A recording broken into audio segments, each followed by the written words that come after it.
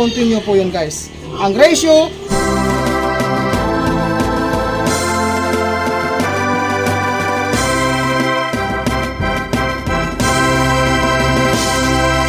ang mga nakita nyo pong mga simpleng paraan ko po sa pag-alaga ng baboy ko sa aking backyard piggery ay sarili ko pong desisyon na gawin po para sa kanila. Ngayon naman po sa finisher, ay mga ka-farmers, magandang araw po sa ating lahat. Kumusta na po kayo mga kababayan, mga viewers? Good morning po sa ating lahat.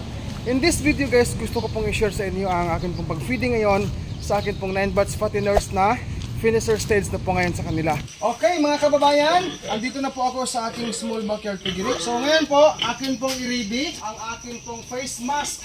Atin lang po munang i-ignore, no? Let us ignore the image of my pig, no? And also sa aking piggery kasi hindi pa sila nasprihan at hindi pa sila paliguan. So ngayon po, atin pong paandarin muna ang ating tubigan. Okay?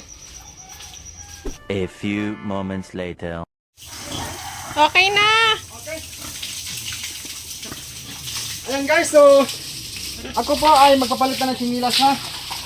Sinilas na lang, hindi na lang mo ng buta dahil ang buta ay hindi ko pa nalinis. So paliguan natin sila. Kasabay ko na lang guys ang pag-alaga sa mga inahin namin. Ganun din dito ating paliguan para isahan na po ang pag-aruga ko sa kanila. Diki! Come on, Diki! Come on! Diki! Ikot tayo guys. Come on, Diki! Anahin natin ang kasungan para mababad sila. Ayan. Sobra konti ang kanilang feeds, no? Okay, pasensya na ho sa mga kumakain dyan ha. Ang dumi lang naman kasi guys sa mga baboy na to, yung pong dumidikit sa kanilang katawan ng mga feeds, no? Tapos yung kanilang waste po, meron din. Ayan, nagpupunta na yung tubig, hindi pa nakadaloy sa septic tank, no? Doon banda, oh. So ngayon, atin po makikita mga kabayan, mga ka-viewers dyan, na atin po silang binulabog ngayon dahil kailangan na po nilang kumain. Okay. So sila ngayon guys, ang mga baboy na to, sila po ay 93 days old since buying. So, ngayon pa lang po ako magsisimulang magpakain talaga ng finisher feeds na may halo pong corn bran. Dik, Diki! Ayaw ka tayo! Hoy! Ayan. Ito po ang katotohanang sitwasyon sa aking babuyan.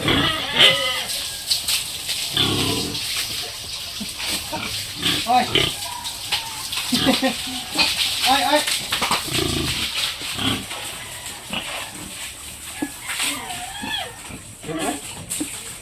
So, natin po ilagay dito sa drum ang tubigan kasi maghabol-habol tayo ng brush.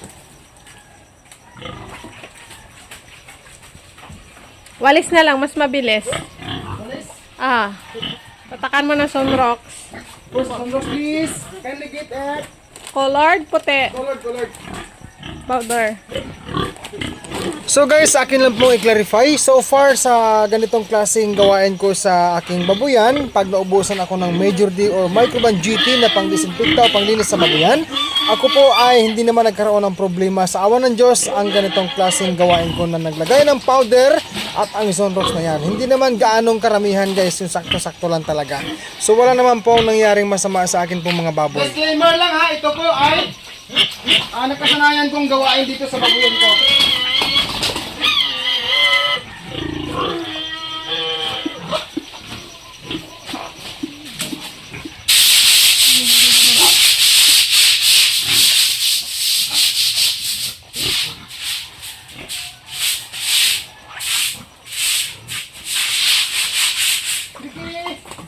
Transport.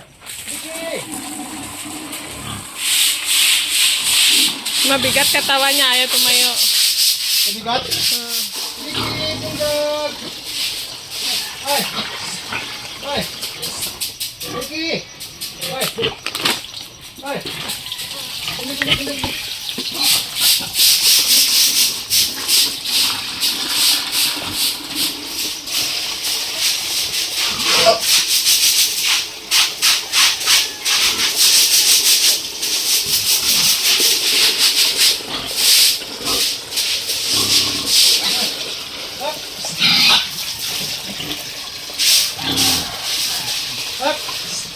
Ay! Uy! Mabigat ang katawan guys! Ay, tumayo!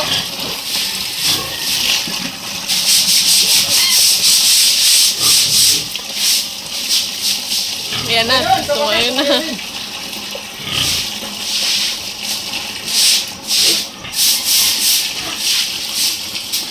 So, hindi na tayo mag-finalize na pag-cook ko sa mga pader. Dahil mamadali po tayo.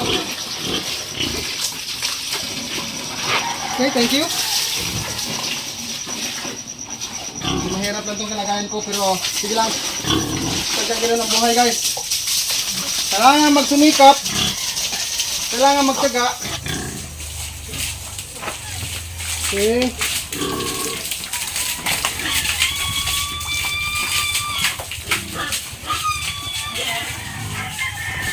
Unahan natin baboy banlaw guys para matapos na silang paliguan.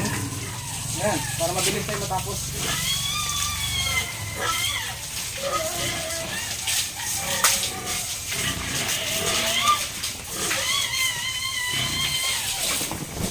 Ayan, sa nagtanong pala dyan, sa supply sa tubig ko, meron po kaming puso. May puso po kami, then nakakonect sa water pump. Kaya ito po ang aming patubigan ngayon dito. Okay. Pasensya na ako kayo ha, medyo makalat dodo ngayon, pero sige lang. Ayan, dito akin din pong ginalimpyuhan to guys. Nililinis ko po ang sa labas para matanggal din po ang mga dumi-dumi. Muusok yung likod ng baboy. Mainit kasi. Yan talaga. Mainit yung kanilang katawan.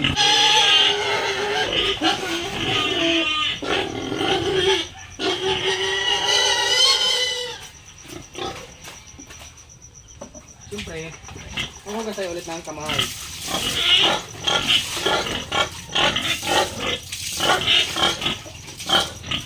Yan po no, sa akin po nasabi. Huwag natin kahiya sa ating kalagayan sa buhay.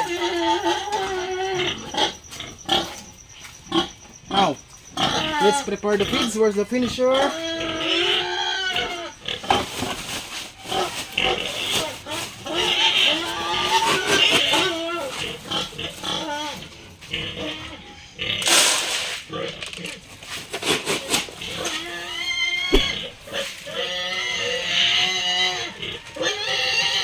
Three kilos of finisher.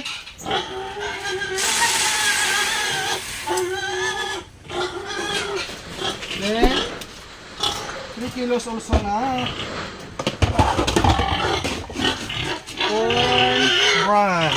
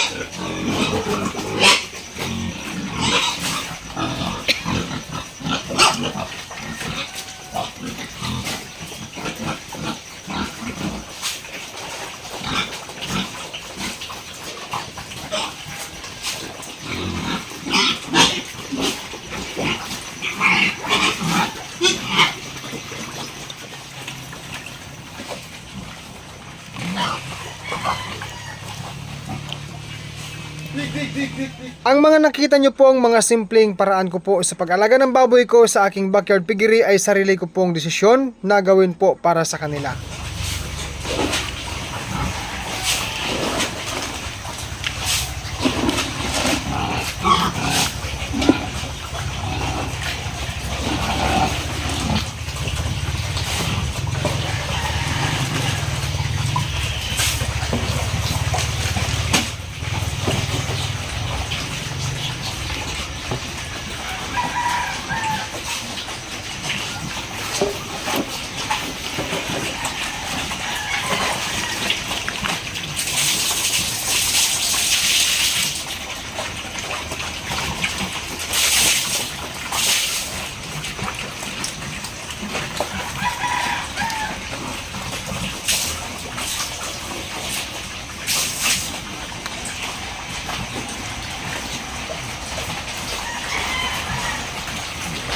So ayan mga ka-farmers, ang atin pong pinapakita sa inyo ngayon ng mga baboy.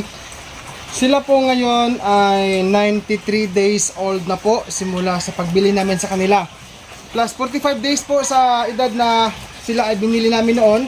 Ang total age nila ay 138 days old since birth. So ngayon pa lang po ako nagpakain sa kanila ng finisher feeds na may halo pong corn bran, no? Honestly, sa pang 22 days pa lang noon sa grower age. Kasi ang grower kasi, pinakain ko sila sa loob ng 30 days o 1 month. Honestly po mga kababayan, mga viewers, today din sa vlog na ito, pang 30 days or 1 month po sa grower, no?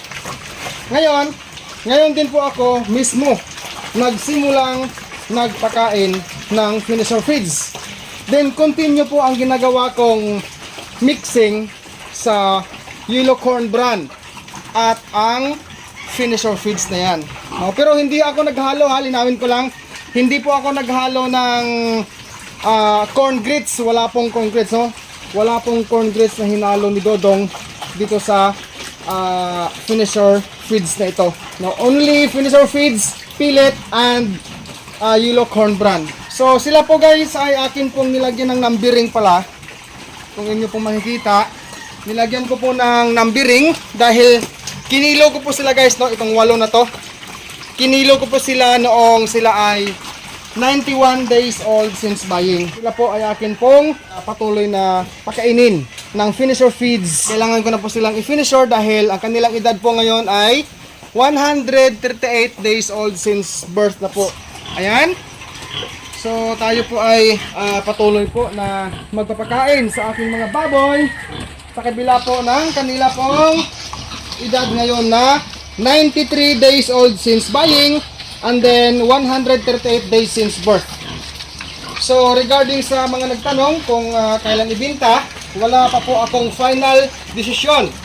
I have no exact date kung kailan ko po sila ibenta dahil ang feeds po ay atin pang kasalukuyang pinapakain at pinapaubos sa kanila. Viewers, before we end this video and before also mag-shoutout tayo, linawin ko lang po ang aking ginagawang pagpakain ngayon. Sa grower stage po, ako ay napakain sa kanila ng grower sa loob ng 30 days. Sa grower stage na yan, pagsapit ng 22 days sa grower stage, doon po ako nagsimulang naghalo po ng tahop sa mais or yellow corn bran sa grower. And then, ngayon naman po sa finisher, pinagpatuloy ko po ang paghalo ng finisher hog feeds pellet at ang tahop sa mais. Continue po yun guys.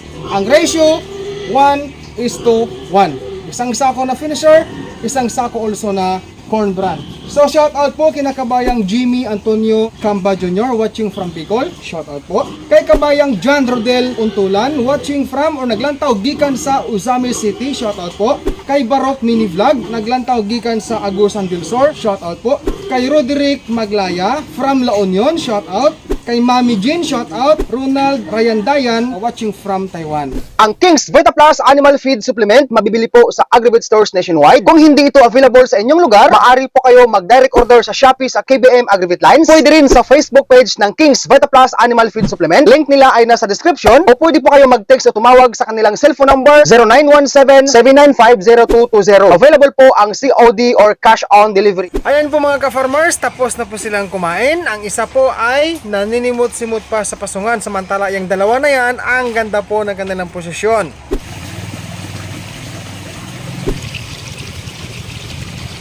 So guys, maraming salamat po for watching this video. Subscribe and hit the bell ring for more upload. God bless po sa ating lahat and peace out everyone.